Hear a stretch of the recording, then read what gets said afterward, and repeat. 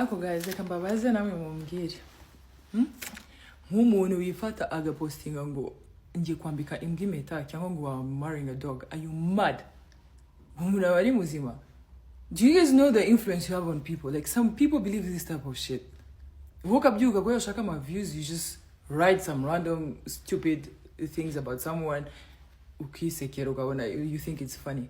No, barambaza bakambaza ubusa. People think I'm depressed, I'm marrying a dog. Kubera ni posting akamatizi kaje kisaze kujiji imyaka 9. Do you guys know how big of a deal it is for a Maltese to turn 9 years? Iri healthy nta kibazo ifite. Ntago mwabyumva rero. Sinimba mudakunda imbwa nkabanzikunda. Ibi daimoni n'imyuka mibi ibintu mwamutekereza mushira ku muntu mwizina rya Yesu, stay away. I love dogs. I will always love them. I love them as pets. Ibindi bidaimoni wikima muvuga, I don't want to know.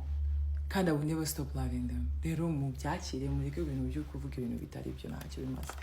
Ikindi kintu injiji iri kuri Twitter yigize ngeyo yitwa ngo bashabe 1 yirirwa posting ibintu iri thirsty sinzi imyaka sinzi shaka umugabo noneho abantu bakajya ngo ni ngewe. I told you so many times that I'm not on Twitter. That's not my account. Mume break kabisa sibyo? Cyewe ndi umuntu mwiza nta kibazo mashaka kujyana n'abantu mukaze muzanira ibyo bintu byanyu by'ubugoryi mukabizana ku muntu ko abantu babyemera and then people izina ry'umuntu rikagenda ripfa gutyo.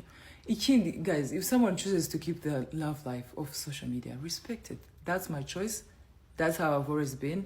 Maybe igihe kizagera nanjye posting nk'abandi ariko mu gihe ntarabitamo mundeke sibyo? Nta muntu ndaririra nimba nshaje ni ngewe ku giti cyanjye. It shouldn't be a problem for you guys. So cyane cyane abantu bo kuri social media mujye mwitondera ibintu mu postinga ku muntu ko ntago bari byiza. Ako guys reka mbabaze namwe mumbwire nk'umuntu wifata agapostinga ngo ngiye kwambika imbwa impeta cyangwa ngo I'm marrying a dog, are you mad? Umuntu ari muzima? Do you guys know the influence you have on people? Like some people believe this type of shit. Woke up you go shaka my views, you just write some random stupid things about someone. Ukisekera ukabona you think it's funny. No, barambaza bakambaza ubusa. People think I'm depressed, I'm marrying a dog. Kubera ni posting akamatizi kaje kisaze kujiji imyaka 9. Do you guys know how big of a deal it is for a Maltese to turn 9 years? Iri healthy nta kibazo ifite. Ntago mwabyumva rero. Sinimba mudakunda imbwa nkabanzikunda.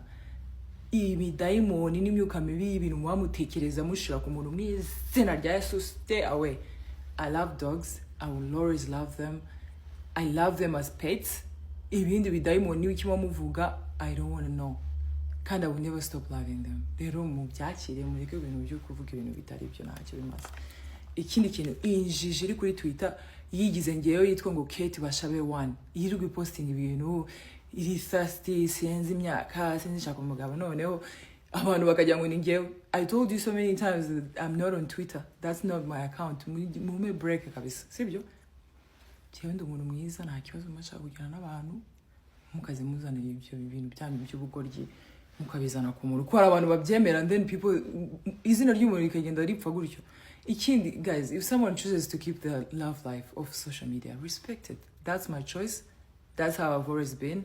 Maybe igihe kizagera nanjye posting nk'abandi ariko mu gihe ntarabitamo mundeke sibyo? Nta muntu ndaririra nimba nshaje ni ngewe ku giti cyanjye. It shouldn't be a problem for you guys. So cyane cyane abantu bo kuri social media mujye mwitondera ibintu mu postinga ku muntu ko ntago bari byiza.